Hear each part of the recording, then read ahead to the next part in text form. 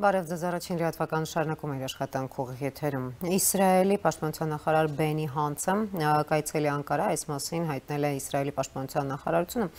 Այցի շրջանակներում նա կհանդիպի իր թուրք պաշտոնակից Հուլուսի Աքարի հետ եւ ըստ պաշտպանության նախարարության հաղորդագրության այս այցը Իսրայելի եւ Թուրքիայի միջև անվտանգության ոլորտում նորացված համագործակցության մի մասն է։ Եվ այս եւ այլ թեմաների շուրջ օնլայն տեսակապով մենք կզրուցենք կզրուցենք իսրայելահայեր թերթի գլխավոր խմբագիր Պետախ Տիկվայի իսրայելահայերի նայերի միության նախագահ Արտյոմ Չեռնամորյանի հետ։ Բարև ձեզ, պարոն Չեռնամորյան։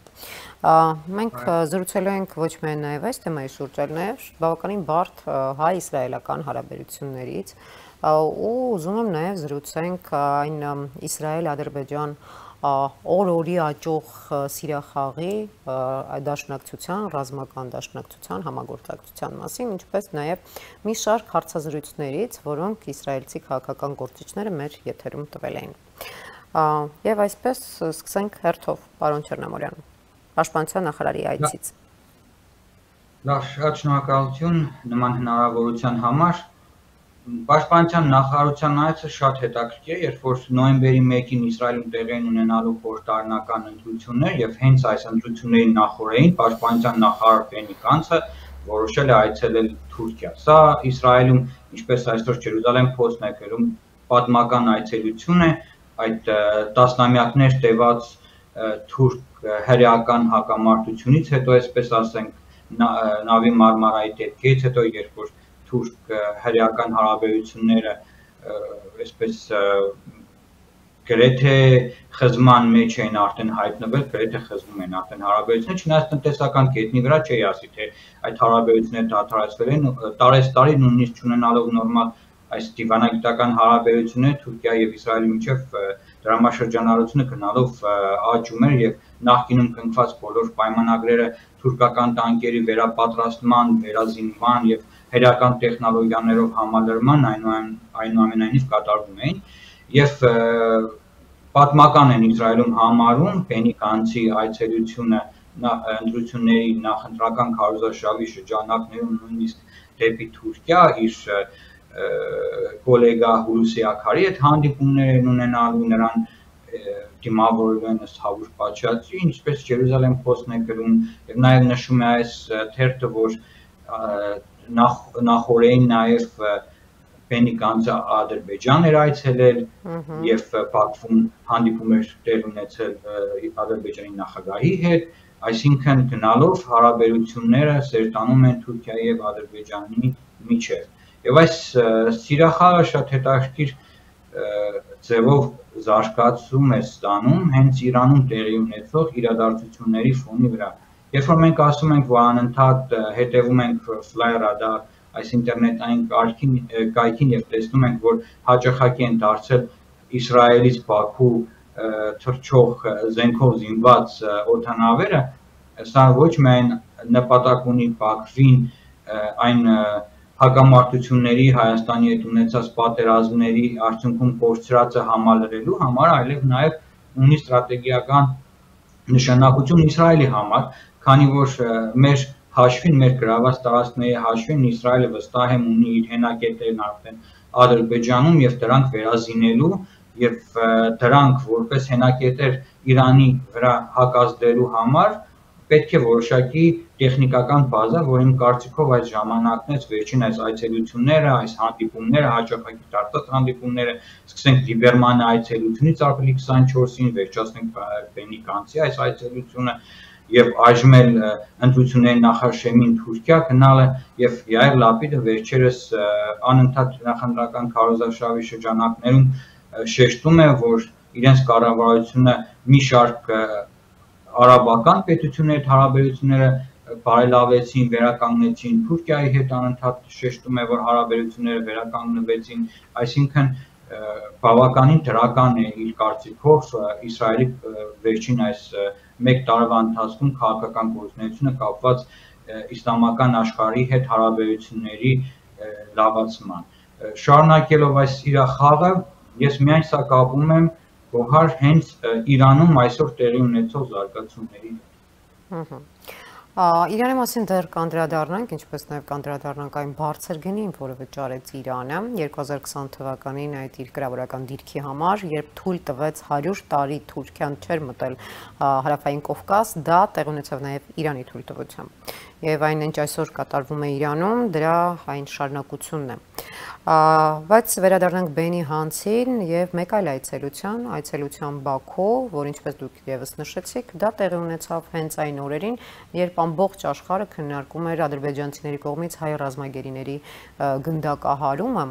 ու նաեւ հենց այդ ժամանակ համացանցում մեծ տարածում գտավ հայ հրեայի հոդվածը, ասեմ, նամակը, ասեմ, որ նա գրել էր այն ամոթը, որ ինքը զգում է որպես հայ հրեա, դատապարտելով Իսրայելի եւ Ադրբեջանի այդ դաշինքի ու այդ սիրախաղ, ու նշել էր, որ ունի երազանք եւ այդ երազանքում հրեաները ու հայերը երկու փոքր ցեղասպանություն վերապրած հազարավոր տարիներ պատմություն ունեցող ժողովուրդները կարող են կողք կողքի աշխատել ու ժամանակակից դարաշրջանում ցեղասպանություն ծայրահեղության դեմ, բայց մենք տեսնում ենք հակառակ պատկերը։ Այո, խնդիրը այն է, որ մենք որպես Իսրայելի քաղաքացիներ եւ ոչ միայն մենք, մեր հետ միասին նաեւ ողջ իսրայելական մտավորականությունը, հատկապես այն մտավորականների խումբը, ովքեր զբաղվում են հայոց ցեղասպանության խնդիրներով, Երուսաղեմի համալսարանի հայագիտական ամբիոնի պրոֆեսորները, դասախոսական կազմը, Թել Ավիվի համալսարանի, բաց համալսարանի, ինչպես օրինակ պրոֆեսոր Յայիր Օրոնն է, երբ որ այս մարդկանց հետ ես խոսում, միանշանակ դատապարտում են իրենց կառավարության գործունեությունը, իրենց կառավարության քաղաքականությունը կապված Ադրբեջանի զենքի մատակարարման, եւ հավատացեք, հազարավոր նման մարդիկ կան, ոչ միայն մտավորականներ, այլ հասարակ մարդիկ։ Եթե հասարակ մարդու հետ փողոցում խոսես ու ներկայացնես ճիշտ եղելությունը, ապա անմիջապես մարդկանց մոտ այսպես կնճռոտ հայացք է առաջանում ու սկսում են հարցեր տալ, թե այդ դեպքում ինչու է մեր կառավարությունը նման քաղաքականություն վարում, ինչու է սիրախաղեր, ուրեմն իր սիրախաղերը շարունակում մուսուլմանական, ամենայն դեպս դիկտատոր համարվող պետությունների հետ։ Մյուս կողմից էլ Իսրայելում պետք է հասկանալ, որ այժմ քաղաքական ճգնաժամ է եւ այսօր տարբեր թերթերում անընդհատ տարբեր միջազգային վերլուծություններ են հրապարակվում, որ Իսրայելը աշխարհի ամենաթանկ պետություններից մեկն է, Թել Ավիվը աշխարհի ամենաթանկ քաղաքն է, այժմ էլ նոր Ջերուսաղեմ Post-ը նոր հոդված էր տպագրել մոտ 2 շաբաթ առաջ, եթե չեմ սխալվում, որ Իսրայելը աշխատանքային պայմանների, աշխատանքային հնարավորությունների առումով աշխարհի ամենավատ 5 պետություններից մեկն է, այսինքն նույնիսկ Ամերիկան երկրորդ պետությունն էր, այս Մեքսիկան, Ամերիկան, Հյուսիսային ուրեմն Կորեան եւ 4-րդը չեմ հիշում, որ պետություններ 5-րդը համենայն դեպս Իսրայելն էր համարում որպես աշխատանքի պահով ամենավատ պայմաններն ունեցող, այսինքն ծանր է ապրել իշխող Իսրայելում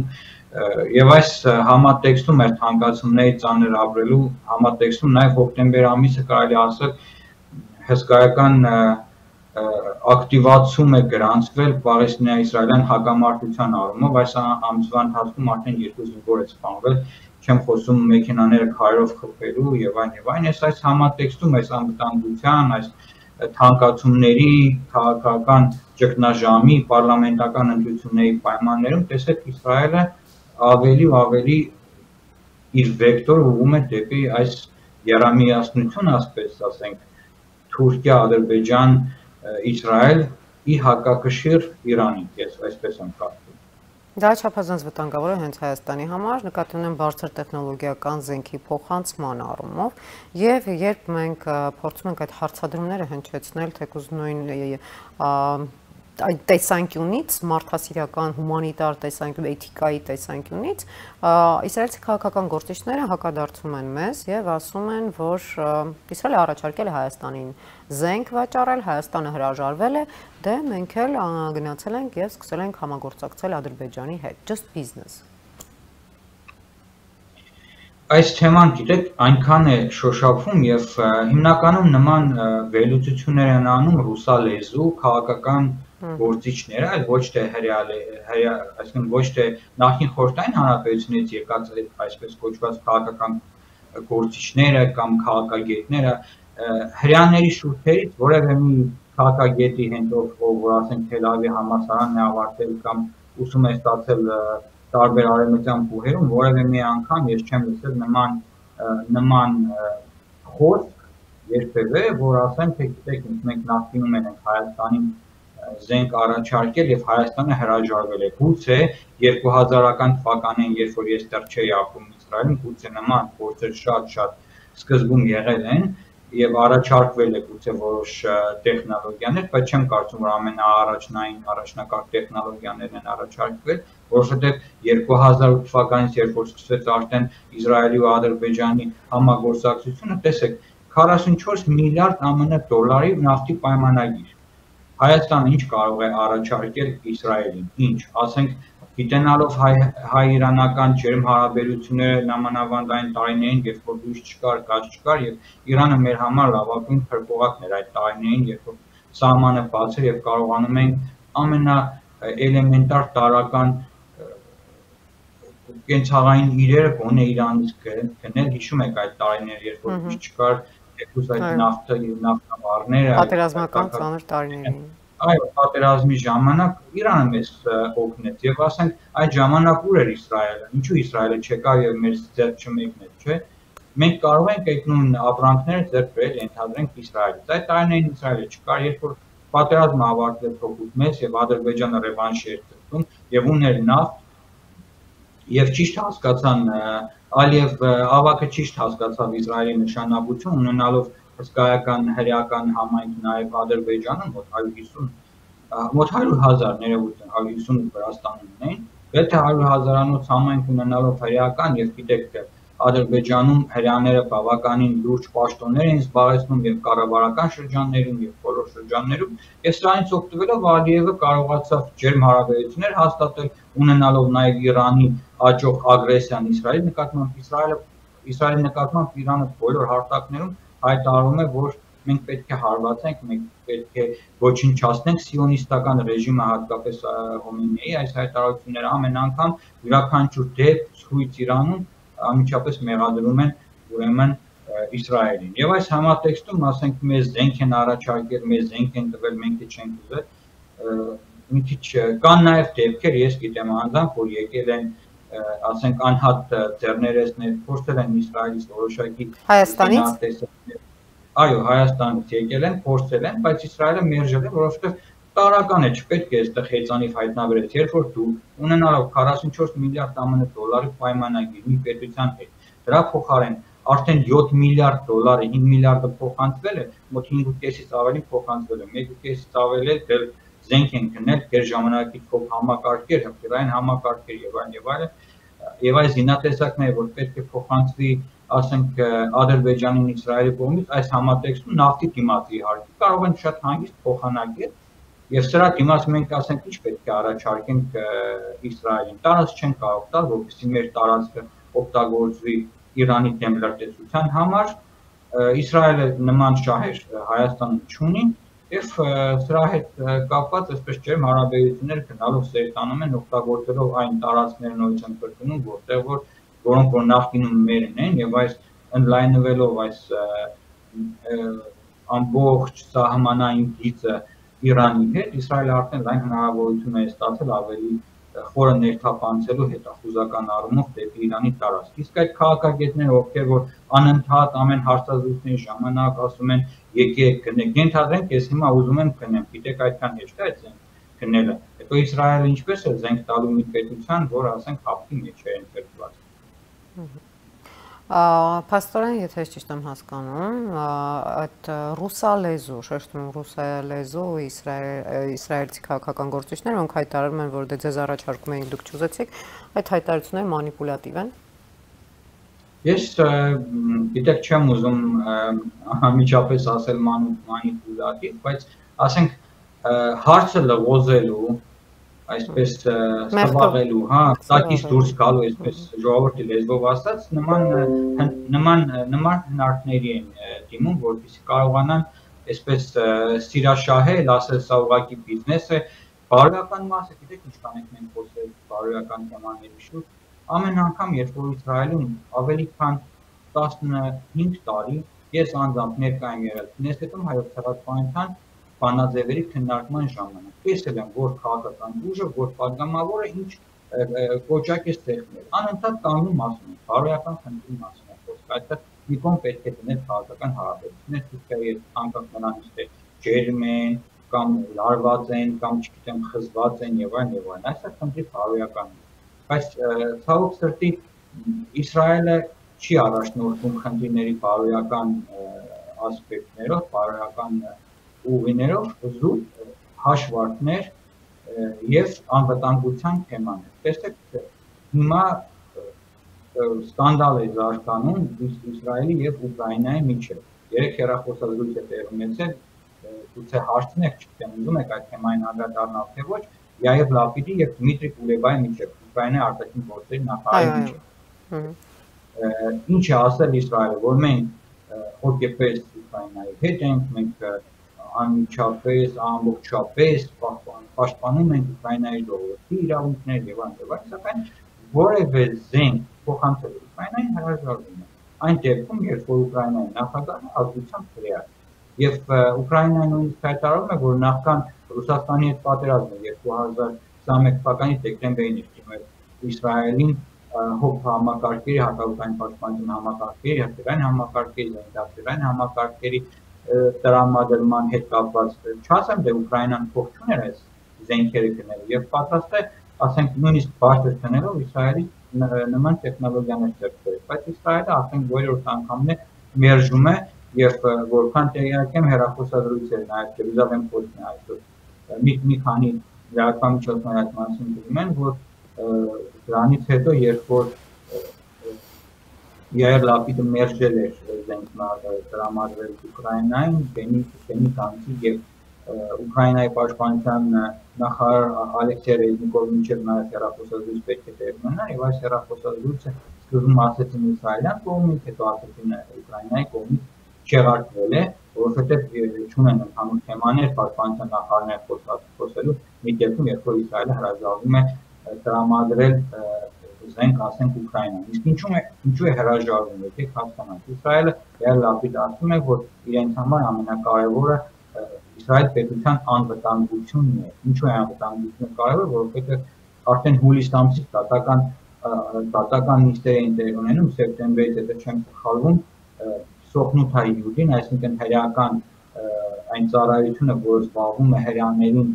արտագաղթ կազմակերպելով դեպի Իսրայել, փակվել է Մոսկվայում։ Եվ Մոսկվան Դմիտրի Մեդվեդևը գիտեք վերջերս այսպես խորհրդանքով հանդես եկավ Իսրայելի հասցեին, ասելով որ կարող է ռուս հրեական հարաբերությունները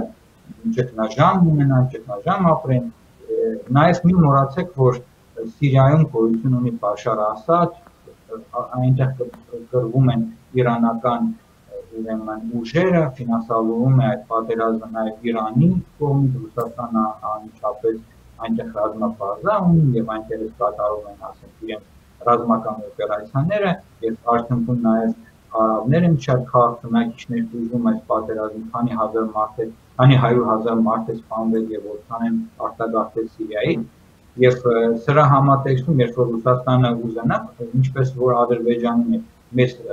սիրով, հա, այսպես ուղղորդում դեպի Հայաստանի սահմանները մտնել եւ մինչեւ հիմա հապկը որևէ մի հայտարարությամբ հանդես չի եկել, որևէ մի դատապարտող նախադասությամբ հանդես չի եկել, նույն հաջողությամբ կարող է այսպես Հեզբոլլահին էլ Իրանը այսպես ասենք կանաչ լույս տա, որպեսզի Հեզբոլլահը հրահարի Իսրայելի հյուսիսային տարածքները։ Միացյալ Նահանգների գործոնը, որ իսկական ազդեցություն ունի Իսրայելի քաղաքականությունը վրա, ինչն է չեզոքացնում են։ Տեսեք ՄԱԿ-ում Յայիր Լապիդն օրինակ այսօր հայտարարում է, որ ՄԱԿ-ում զեկույց է հայտարարվել, որ Իսրայելը վերջին ժամանակներ շարունակում է օկուպացիոն քաղաքականություն, այն հայտարարել անտիսեմիտ։ Իհարկե ես անդադ ասում եմ, որ ասել Ամերիկա հասկանում ես Իսրայել, ասում ես Իսրայել հասկանում ես Ամերիկա, եւ անկախ նրանից թե քանի նախագահ է փոխվել, համենայն դեպս մինչև օրս Պալեստին պետությունը որպես պետություն չի ստեղծվել։ Եվ ճնշումները որքան էլ որ լինեն Իսրայելի վրա, որպեսզի երկու պետություն, երկու սկզբունքը աշխատի, մինչև հիմա չի աշխատում, այսինքն Իսրայելն էլ ունի որոշակի ազդեցության լծակներ Ամերիկայում, կոնգրեսում, սենատում, գիտեք ինչպես է ազդեցություն որքան Հսկայական լոբի։ Այո, եւ հսկայական հերական լոբին, որը աշխատում է Ամերիկայի Միացյալ Նահանգներում, եւ սրանք ազդուն խոսուն փաստեր են, որ ասենք Իսրայելը միշտ պաշտպանված լինի Ամերիկայի կողմից եւ երբեմն նաեւ գործում է անկախ ամերիկական, այսպես ասած, այստեղ եկանք հայկական լոբի գործունեությանը Իսրայելում, ինչպես նաև ադրբեջանական լոբի, ինչ հնարավորություններ ունի հանրային դիվանագիտությունը հայ-իսրայելական հարաբերությունների բարելավման առումով, թեկուզ նույն ցեղասպանության ճանաչման կամ որոշակի գոնե հայտարարությունների դատապարտող թեկուզ այս վերջին ագրեսիան։ Օրինակ, 2 օր առաջ մենք հրավիրվել ենք Պետախտիկվայի քաղաքապետարան, Պետախտիկվայի հայկական համայնքի ներկայացուցիչները ու հանդիպում ունեցանք, ասենք, քաղաքում գտնվող բոլոր համայնքային տարբեր երկրներից եկած համայնքային կառույցների հետ, ինչն էր հետաքրքիր, օրինակ Ադրբեջանից չկային ներկայացուցիչներ, չնայած գիտեմ, որ ադրբեջանցիներ եւս Բաքվից եկած հրեաներ ունեն մեր քաղաքում, օրինակ Պետախտիկվայում համայնք, եւ մենք ներկայացրեցինք 20 տարուց ավելի կատարած մեր աշխատանքը, մեր համագործակցությունը քաղաքապետարանի հետ եւ քաղաքապետարանից մեզ ասացին, որ այս տարի ուզում ենք Հայաստանի մշակութային օրերն անցկացնենք, հրավիրենք Հայաստանից նաեւ ուրեմն մշակութային գործիչներ, Գյումրի եւ Պետախտիկվա քույր քաղաքներ, արդեն ընթացքի մեջ այս գործընթացը մեր հայոց ցեղասպանության գիտեք, որ մենք հուշարձան ենք տեղադրել մի երկրում, որը մինչև որոշ չի ճանաչել հայոց ցեղասպանություն եւ վերջերս մեր քաղաքային խորհուրդը որոշում կայացրեց, ասեք ինչ հետաքրքիր նորից եմ ձեզ ասելու, Պետախտիկվայի քաղաքային խորհուրդ հավաքանին որոշել է, որ համայնքների այգին, որտեղ որ տեղադրված է մեր հայոց ցեղասպանության հուշարձանը, այն վերանվանվել է Շարլ Ազնավուրի անունով։ ի պատիվ Շարլ Ազնավուրի եւ մինչեւ կարծում եմ նոյեմբեր ամիսը պաշտոնական ցուցատախտակը կտեղադրվի այդ զբոսայգում, այդ այգում եւ նաեւ պաշտոնական բացում է նախատեսված քաղաքապետարանի հետ միասին, գուցե մի փոքրիկ այսպես հայկական համեր կազմակերպենք հրեա հյուրերի համար, այսինքն մեր տեղում մենք համայնքն աշխատում է, մենք աշխատանքներ հայ-հրեական հարաբերությունների բարելավման, ջերմացման հետ կապված կատարում ենք։ Ուղղակի մեր հնարավորությունների ու Ադրբեջանի, ազերական լոբիի հնարավորությունների միջև միլիոնավոր դոլարների տարբերություն կա։ Ասենք կա Ազիզա կազմակերպությունը, եւս 2 ազերական այսպես կազմակերպություն, որոնք ղեկավարում են Բաքվից Իսրայել տեղափոխված Ադրբեջանի հրեաները եւ նաեւ